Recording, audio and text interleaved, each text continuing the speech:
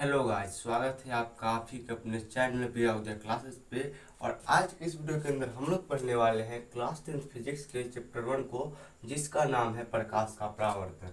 तो इस वाले चैप्टर को हम लोग आज के इस वीडियो में बहुत ही अच्छे तरीके से पढ़ने वाले हैं। तो चलिए आज के इस वीडियो को स्टार्ट करते हैं और इस चैप्टर को शुरू करते हैं। तो देखिए फ्रेंड्स, ये जो चैप्टर है प्रकाश का परावर्तन, इसके अंदर हमें बहुत कुछ पढ़ना है। जैसे जैसे सबसे पहले तो हमें ये पढ़ना है कि प्रकाश क्या है, उसके बाद हमें ये पढ़ना है कि प्रकाश का परावर्तन क्या होता है, उसके बाद हमें ये पढ़ना है कि पदार्थ कितने प्रकार के होते हैं, वस्तुएं कितनी प्रकार की होती है, ठीक है। और उसके बाद हमें ये पढ़ना है कि दर्पण क्या होता है, प्रतिबिंब क्या होता है, प्रतिबिंब के कितने प्रकार के होते हैं, दर्पण कितने प्रकार के होते हैं। तो सब कुछ हमें इसी चैप्टर के अंदर पढ़ना है। तो चलिए इस चैप्टर को शुरू करते हैं। और ये जो पूरा का पूरा चैप्टर है, इसमें जो सबसे पहला चीज हमें पढ़ना है वो ये पढ़ना है कि प्रकाश किसे कहते हैं। तो सबसे पहला टॉपिक आप लोग डालोगे अपने कॉपी में, वो ये डालोगे कि प्रकाश किसे कहते हैं। तो चलिए जानते हैं कि प्रकाश किसे कहते हैं।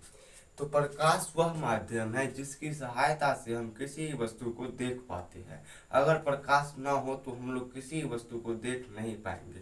तो प्रकाश का डेफिनेशन आप लोग क्या लिखोगे कि प्रकाश वह माध्यम है, प्रकाश वह माध्यम है जिसकी सहायता से हम लोग क्या कर पाते हैं, तो किसी वस्तु को देख पाते हैं। ठीक है, ये है इसका डेफिनेशन। मैं यहाँ पे आधा ही लिखा हूँ, आप लोग क्या करोगे पूरा का पूरा लिखोगे कि प्रकाश वह माध्यम है जिसकी सहायता से हम लोग किसी भी वस्तु को देख पाते हैं। ठीक है, अगर प्रकाश न हो तो हम किसी वस्तु को नहीं देख पाएंगे। एग्जाम्पल के लिए मैं आप लोग को बताऊंगा कि अगर कोई अंधेरा कमरा है और इस कमरे के अंदर अगर आप लोग मान लो कि यहाँ पे जाते हो, तो ये जो कमरा है यहाँ पे अगर अंधेरा है तो आप लोग को कुछ भी दिखाई नहीं देगा। लेकिन आप लोग क्या करोगे कि थोड़ा देर बाद स्विच ऑन कर करके लाइट को जला लोगे और प्रकाश आ जाएगा, तब जा करके आप लोग को सब कुछ सही सही दिखाई देगा। तो अगर प्रकाश न हो तो हम लोग नहीं देख पाएंगे, और प्रकाश हो तभी जा करके देख पाएंगे। तो ये आप लोग को समझ में आ गया होगा। अब जो हमें इस चैप्टर के अंदर सेकेंड टॉपिक पढ़ना है वो प्रकाश के कुछ गुण के बारे में पढ़ना है। तो चलिए पढ़ते हैं प्रकाश के गुणों के बारे में। ठीक है, प्रकाश के गुण के बारे में। तो जो प्रकाश का सबसे पहला गुण है वो ये है कि प्रकाश हमेशा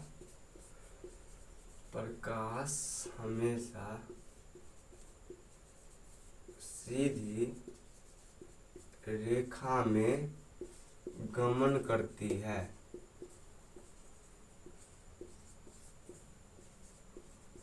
तो जो प्रकाश की पहला गुण है वो ये है कि प्रकाश हमेशा सीधी रेखा में गमन करती है। गमन करने का मतलब होता है चलना। तो जो प्रकाश होती है वो हमेशा सीधी रेखा में ही चलती है, यानी कि स्ट्रेट लाइन में ही चलती है, टेढ़ी लाइन में नहीं चलती है। एग्जाम्पल के लिए मैं आप लोग को बता सकता हूँ। मान लीजिए कि यहाँ पे एक पहाड़ है ये छोटा सा, और इधर क्या है, कोई आदमी ए नाम का आदमी इधर बैठा हुआ है, और इधर से हम क्या कर रहे हैं कि ये लाइट इधर से हम लोग दे रहे हैं। तो अगर मैं इस ए नाम के आदमी से पूछूंगा कि क्या इधर उजाला है या फिर अंधेरा है, तो ये जो ए नाम का आदमी है ये बोलेगा कि इधर अंधेरा है। फिर मैं इधर से बोलूंगा कि अंधेरा क्यों है, मैं तो इधर से लाइट दे रहा हूँ। तो ये आदमी बोलेगा कि बीच में पहाड़ आ रहा है इसीलिए इधर अंधेरा है। तो इससे साफ साबित होता है कि जो इधर से हम लोग लाइट मार रहे हैं ये क्या कर रहा है, पहाड़ से टकरा करके सीधा जा रहा है और प्रकाश से टकरा करके यहीं पे रुक जा रहा है। अगर जो ये लाइट है टेढ़ा चल पाता तो ये प्रकाश से पहाड़ से न टकरा करके ऐसे घूम के इस आदमी के पास पहुंच जाता, और अगर यहाँ पे प्रकाश पहुंच जाता तो यहाँ पे फिर अंधेरा नहीं रहता, उजाला हो जाता। लेकिन ऐसा हो नहीं रहा है। इसका मतलब यही है कि जो प्रकाश है वो सीधी रेखा में चल रही है, पहाड़ से टकरा करके इस पार नहीं जा पा रही है। तो होप कि आप लोग को ये भी समझ में आ गया होगा कि प्रकाश क्या करती है, तो सीधी रेखा में चलती है, यानी कि गमन करती है। उसके बाद जो इसका दूसरा गुण है वो ये है कि प्रकाश की चाल 3 × 10⁸ मीटर पर सेकेंड होता है। और इस 3 × 10⁸ सेकेंड को अगर आप लोग कैलकुलेट करोगे तो ये हो जाएगा 3 लाख किलोमीटर पर सेकेंड। तो जो प्रकाश की चाल होती है, जैसे कि गाड़ी की चाल होती है 60 किलोमीटर प्रति घंटा, तो 60 किलोमीटर प्रति घंटा का मतलब होता है कि वो जो गाड़ी थी वो 60 किलोमीटर 1 घंटा में चलेगी। तो वही वही प्रकाश की जो चाल है वो है 3 गुणे 10 के पावर 8 मीटर पर सेकेंड, यानी कि 3 को आप लोग 10 से गुना करोगे और 10 का पावर 8 रखोगे, उतना मीटर प्रकाश सिर्फ और सिर्फ 1 सेकेंड में चल लेता है। या फिर आप लोग ये बोलो कि 3 लाख किलोमीटर प्रकाश सिर्फ और सिर्फ 1 सेकेंड में चल लेता है, ट्रेवल कर लेता है। ठीक है, तो ये भी क्या है, प्रकाश का एक गुण है, ये भी ऑब्जेक्टिव में पूछा जाता है। उसके बाद जो तीसरा गुण है वो ये है कि प्रकाश एक चुंबकीय तरंग है। ये भी प्रकाश का ही एक गुण है कि प्रकाश एक चुंबकीय तरंग है। अब ये चुंबकीय तरंग क्या है ये आप लोग को क्लास 11th में पढ़ना है, तो 11th तक आप लोग वेट कीजिए, उसके बाद आप लोग को पता चल जाएगा कि चुंबकीय तरंग क्या है। फिलहाल के लिए आप लोग ये जान लीजिए कि प्रकाश एक चुंबकीय तरंग है, क्योंकि ऑब्जेक्टिव में ये क्वेश्चन बहुत बार पूछा गया है, तो आगे ही पूछा जा सकता है, इसीलिए बताना जरूरी था। तो आप लोग क्या कर सकते हो, उसका एक स्क्रीनशॉट ले सकते हो या फिर कॉपी में नोट कर सकते हो। हम लोग पढ़ते हैं अगले स्लाइड पे। हाँ, तो दोस्तों अब जो हमें पढ़ना है वो पढ़ना है वस्तु के प्रकार के बारे में, या फिर आप लोग बोलो कि पदार्थ के प्रकार के बारे में, कि पदार्थ कितने प्रकार के होते हैं। तो यहाँ पे जो हम लोग पदार्थ के प्रकार के बारे में पढ़ेंगे, सबसे पहले तो मैं टॉपिक डाल दूं, पदार्थ के प्रकार। ठीक है, तो ये जो हम लोग पदार्थ के प्रकार के बारे में पढ़ेंगे ये होगा प्रकाश निकलने के आधार पर, निकलने के आधार पर। ये जो पदार्थ के प्रकार पढ़ेंगे ये हम लोग पढ़ेंगे प्रकाश निकलने के आधार पे। जैसे कि मैं आप लोग को बता दूं कि पदार्थ को हम लोग अलग अलग आधार पे बांट सकते हैं। जैसे जैसे कि कोई पदार्थ हम लोग क्या कर सकते हैं, 3 खल बना सकते हैं यहाँ पे।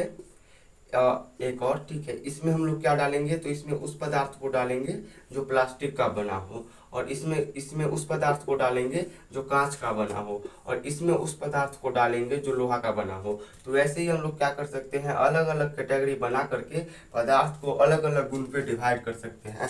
यहाँ पे हमने क्या किस गुण पे आधार किया, तो उसके अवयव के गुण पे, कि वो बना किससे है, उसके आधार पे हमने प्रकाश को पदार्थ को 3 भाग में बांट दिया। तो ऐसे ही यहाँ पे हम लोग जो पदार्थ को बांटेंगे, यानी कि उसके प्रकार को देखेंगे, वो प्रकाश निकलने और न निकलने के आधार पे बांटेंगे। तो ठीक है, होप कि आप लोग को ये समझ में आ गया होगा। तो यहाँ पे आप लोग को एक लाइन देकर के ये लिखना है कि प्रकाश के निकलने और न निकलने के आधार पर पदार्थ 2 प्रकार के होते हैं, होती नहीं होते हैं। तो प्रकाश के निकलने और न निकलने के आधार पे हमने पदार्थ को 2 प्रकार से बांट रखा है। जैसे कि हमने यहाँ पे अवयव के आधार पे 3 प्रकार से बांटा था, वैसे ही पदार्थ के न निकलने और निकलने के आधार पे हमने क्या किया है, तो पदार्थ को 2 भागों में बांट दिया है। जो सबसे पहला प्रकार है पदार्थ का, जो सबसे पहला प्रकार हमने बांटा है, उसे हम लोग कहते हैं प्रदीप्त पदार्थ। क्या कहते हैं, तो प्रदीप्त पदार्थ। अब हम लोग ये जानेंगे कि ये जो प्रदीप्त पदार्थ है ये आखिरकार होता क्या है। तो प्रदीप्त पदार्थ की परिभाषा ये होती है कि वैसा पदार्थ जिसका खुद का प्रकाश हो, या फिर वैसा पदार्थ जो खुद से प्रकाश निकालता हो या जिससे प्रकाश निकलती हो, उस पदार्थ को ही क्या कहते हैं हम लोग, तो प्रदीप्त पदार्थ कहते हैं। तो क्या हो जाएगा इसका डेफिनेशन, कि जिस पदार्थ से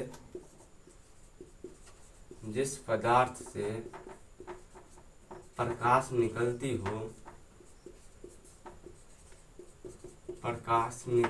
हो उस पदार्थ को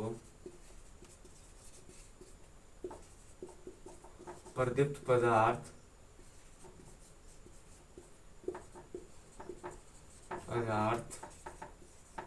कहते हैं। तो जिस पदार्थ से प्रकाश निकलती हो उस पदार्थ को हम लोग क्या कहते हैं, प्रदीप्त पदार्थ कहते हैं। जैसे कि सूर्य, सूर्य से प्रकाश निकलता है, चंद्रमा से नहीं निकलता है। तारे से भी प्रकाश निकलता है। बल्ब, दीप यानी कि दिया, लालटेन और लालटेन तो मैंने गलत लिख दिया, बाकी कोई नहीं, और मोमबत्ती, और ही बहुत कुछ हो जाएगा। ठीक है, तो आप लोग और भी एग्जाम्पल में डाल सकते हो, बाकी इतने सारे एग्जाम्पल काफी है। उसके बाद जो पदार्थ का सेकेंड प्रकार है वो है अप्रदीप्त पदार्थ। पदार्थ तो देखिए, किसी भी कोई भी शब्द में अ लगाने से उसका जो मीनिंग है वो बिल्कुल उल्टा हो जाता है। तो प्रदीप्त में हमने अ लगा दिया है, तो अ लगाने का मतलब यह है कि ये जो पदार्थ था इसका बिल्कुल ये उल्टा पदार्थ होगा। और ये पदार्थ कैसा था, तो ये ऐसा था कि जिससे प्रकाश निकल सके, और इसके आगे हमने अ लगा दिया यानी कि ये उल्टा है, तो ये ऐसा पदार्थ हो जाएगा जिसमें से प्रकाश न निकल सके। तो इसका डेफिनेशन ये होगा कि वैसा पदार्थ, यहाँ पे लिखने में नहीं बनना, मेरे को झुकना पड़ेगा, वैसा पदार्थ जिससे प्रकाश न निकले या फिर प्रकाश उत्सर्जित न हो। प्रकाश निकलने को हम लोग प्रकाश उत्सर्जित होना भी कहते हैं। तो वैसा पदार्थ जिससे प्रकाश उत्सर्जित न हो उसे हम लोग क्या कहते हैं, तो उसे अप्रदीप्त पदार्थ, प्रदीप्त पदार्थ कहते हैं। एग्जाम्पल में हो जाएगा बोर्ड, इंसान, खुद, ईंट, बहुत ऐसी वस्तुएं हैं जो क्या होती है जिससे प्रकाश नहीं निकल सकती है।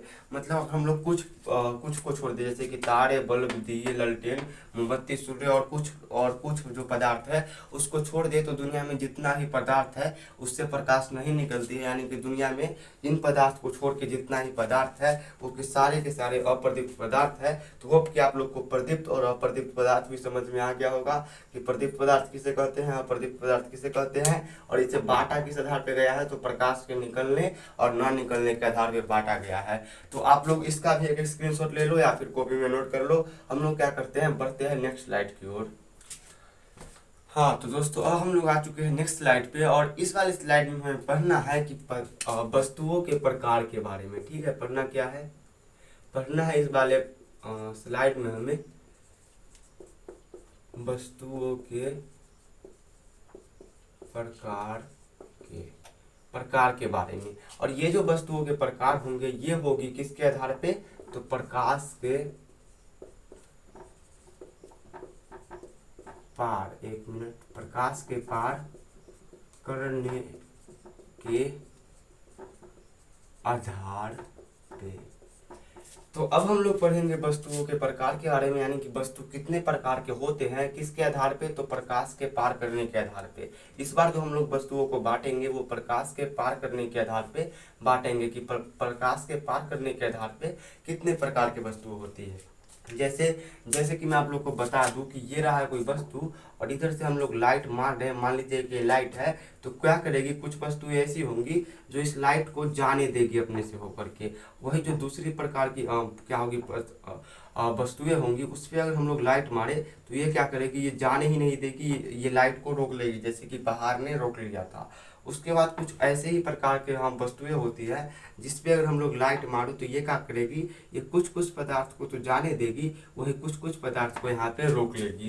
तो ये तीन अलग अलग प्रकार की क्या होती है, पदार्थ होती है, किसके आधार पे, तो प्रकाश के पार करने के आधार पे। ये अलग प्रकार की है, ये अलग और ये अलग। तो इन तीन प्रकार के बारे में ही पढ़ना है। तो सबसे पहले चीज तो हमें ये लिखना है कि प्रकाश के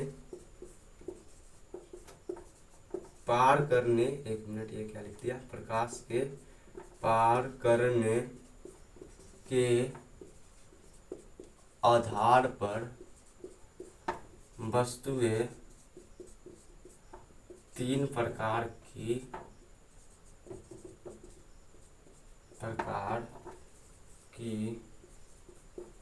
होती है। अब प्रकाश के पार करने के आधार पे वस्तुएं कितनी प्रकार की होती है, तो तीन प्रकार की होती है। अब तीन प्रकार कौन कौन होता है, तो एक प्रकार होता है पारदर्शी पदार्थ। ठीक है, ये पहला प्रकार होता है। ठीक है, क्या होता है पारदर्शी पदार्थ या फिर पारदर्शी वस्तु, आप लोग कुछ ही बोल सकते हो। तो इसका डेफिनेशन ये होता है कि वैसा पदार्थ जिससे हो के प्रकाश आसानी से पार हो सके उसे हम लोग क्या कहते हैं, तो पारदर्शी पदार्थ कहते हैं। जैसे कि हमने पहला यहाँ पे देखा था, तो इसका डेफिनेशन क्या हो जाएगा कि वैसा पदार्थ जिससे होकर प्रकाश आसानी से पार हो सके उसे हम लोग क्या कहेंगे, तो पारदर्शी पदार्थ कहेंगे।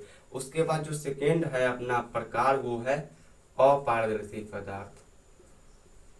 पारदर्शी पदार्थ, ठीक है, पदार्थ बोल लो आप लोग या फिर अपारदर्शी वस्तु बोल लो।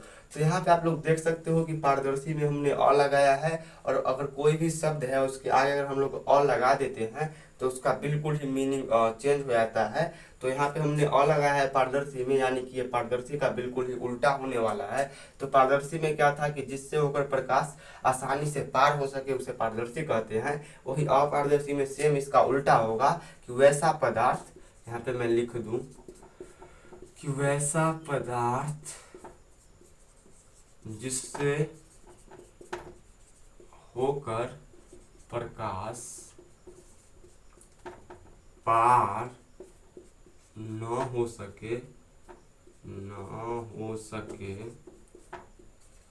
उसे अपारदर्शी पदार्थ कहते हैं। यहाँ पे आप लोग लिख लेना कि उसे अपारदर्शी पदार्थ कहते हैं। मैं यहाँ पे कम लिख रहा हूँ क्योंकि जगह कम है, आप लोग पूरा कॉपी में इसे नोट करोगे। उसके बाद जो तीसरा प्रकार है वो क्या है कि वो तीसरा प्रकाश है पारभासी, ठीक है, तीसरा का नाम है पारभासी, ठीक है, पारभासी पदार्थ। आप लोग पारभासी पदार्थ इसको लिख सकते हो। और इसका डेफिनेशन ये है कि वैसा पदार्थ जिससे होकर के प्रकाश आंशिक रूप से पार हो सके उसे हम लोग क्या कहते हैं, तो उसे हम लोग पारभासी पदार्थ कहते हैं। आंशिक का मतलब होता है कि मान लीजिए ये पदार्थ है, यहाँ से प्रकाश जा रही है, तो ये क्या करेगी कि थोड़ा सा प्रकाश को तो रोक लेगी और थोड़ी सी प्रकाश को जाने देगी। तो जो थोड़ा सा जाता है उसी को हम लोग आंशिक बोलते हैं। आंशिक मतलब होता है थोड़ा सा।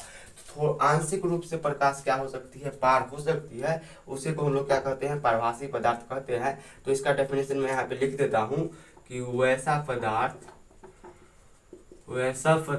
जिससे होकर प्रकाश आंशिक रूप से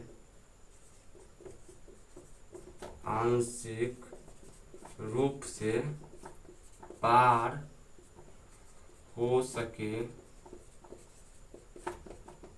उसे क्या कहते हैं, उसे पारभासी पदार्थ कहते हैं। तो पारभासी पदार्थ किसे कहते हैं, वैसा पदार्थ जिससे होके प्रकाश आंशिक रूप से, आंशिक का मतलब होता है कम रूप से या फिर थोड़ा रूप से पार हो सके, यानी कि उसके पार जा सके, उसे हम लोग क्या कहेंगे, तो उसे हम लोग कहेंगे पदार्थ। इसका कुछ एग्जाम्पल देखना भी जरूरी है। जैसे इसका एग्जाम्पल में आ जाएगा अपना तेल लगा कागज, मैं यहाँ पे लिख नहीं बता देता हूँ, ऐसे ही बता देता हूँ। तेल लगा जो कागज होता है उसमें अगर आप लोग लाइट मारोगे तो उसमें से थोड़ा थोड़ा लाइट जाएगा और थोड़ा थोड़ा नहीं जाएगा। वही पे हो जाएगा घिसा हुआ शीशा, वो भी घिसा हुआ कांच भी होता है, उसमें से भी थोड़ा थोड़ा प्रकाश जाता है और थोड़ा थोड़ा नहीं जाता है। वैसे ही हम लोग अपारदर्शी पदार्थ यानी कि वैसा पदार्थ जिससे हो गए प्रकाश पार न हो सके, इसका एग्जाम्पल देखें तो इसके एग्जाम्पल में बहुत सारे आ जाएंगे। जैसे कि ईंट हो जाएगा, बोर्ड हो जाएगा, प्लास्टिक हो जाएगा और ही बहुत कुछ हो जाएगा जिससे क्या होता है, प्रकाश पार नहीं होता है। वही हम लोग पारदर्शी माध्यम का अगर हम लोग क्या देखें, एग्जाम्पल देखें, यानी कि वैसा पदार्थ जिससे होकर प्रकाश आसानी से पार हो सके, तो इसमें आ जाएगा कांच, शीशा, हवा। हवा क्या होता है, हवा से प्रकाश आसानी से जा पाता है। कांच यानी कि शीशा, उससे ही प्रकाश आसानी से पार हो जाता है। और जो जल होता है यानी कि पानी, उससे ही प्रकाश आसानी से पार हो जाता है। और भी 2-3 एग्जाम्पल हो जाएंगे इसके। तो होप कि आप लोग को ये भी समझ में आ गया होगा। अगर समझ में आ गया होगा तो आप लोग इसका एक स्क्रीनशॉट लो या फिर कॉपी पे नोट करो। हम लोग बढ़ते हैं अगले स्लाइड पे। हाँ तो दोस्तों अब हम लोग आ चुके हैं नेक्स्ट स्लाइड में, और इस वाले स्लाइड के अंदर हमें पढ़ना है कि प्रकाश की किरण क्या होती है। ठीक है, क्या पढ़ना है हमें कि प्रकाश की, सॉरी किरण मैंने गलती लिख दिया, प्रकाश की किरण क्या होती है, प्रकाश की किरण के बारे में पढ़ना है। तो जो प्रकाश की किरण की परिभाषा होता है वो ये होता है कि प्रकाश की किरण की परिभाषा यह होता है कि वह पथ जिससे प्रकाश सीधी रेखा में चलती है, प्रकाश जिस सीधी रेखा में चलती है उस सीधी रेखा को ही हम लोग क्या कहते हैं, तो प्रकाश की किरण कहते हैं। प्रकाश की किरण का क्या सीधा सा डेफिनेशन है कि वह सीधी रेखा जिसमें प्रकाश चलती है यानी कि गमन करती है, उस सीधी रेखा को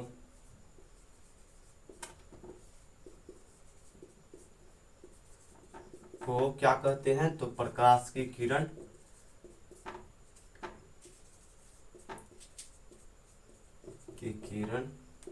कहते हैं। तो वह सीधी रेखा जिसमें प्रकाश गमन करती है उस सीधी रेखा को ही क्या कहा जाता है, तो प्रकाश का किरण कहा जाता है। जैसे कि मैंने आप लोग को बताया था कि प्रकाश क्या करती है, तो सीधी रेखा में चलती है। तो ये जो सीधी रेखा में चलती है इसी सीधी रेखा को हम लोग क्या कहते हैं, तो प्रकाश का किरण कहते हैं। वो क्या आप लोग को ये समझ में आ गया होगा? अगर ये समझ में आ गया होगा उसके बाद हमें ये जानना है कि प्रकाश के किरण पुंज को क्या कहते हैं, यानी कि किरण पुंज किसे कहते हैं। तो अपना जो नेक्स्ट टॉपिक है वो ये है कि किरण पुंज किसे किरण पुंज किसे कहते हैं। तो मैं पूरा का पूरा क्वेश्चन ही लिख रहा हूँ, टॉपिक ही लिखना है ना। तो किरण पुंज का परिभाषा ये है कि प्रकाश के किरणों के समूह को हम लोग किरण पुंज कहते हैं। जैसा कि हमने जाना कि प्रकाश का किरण किसे कहते हैं, तो वह सीधी रेखा जिसमें प्रकाश चलती है यानी कि गमन करती है उस सीधी रेखा को ही प्रकाश का किरण पुंज कहा जाता है।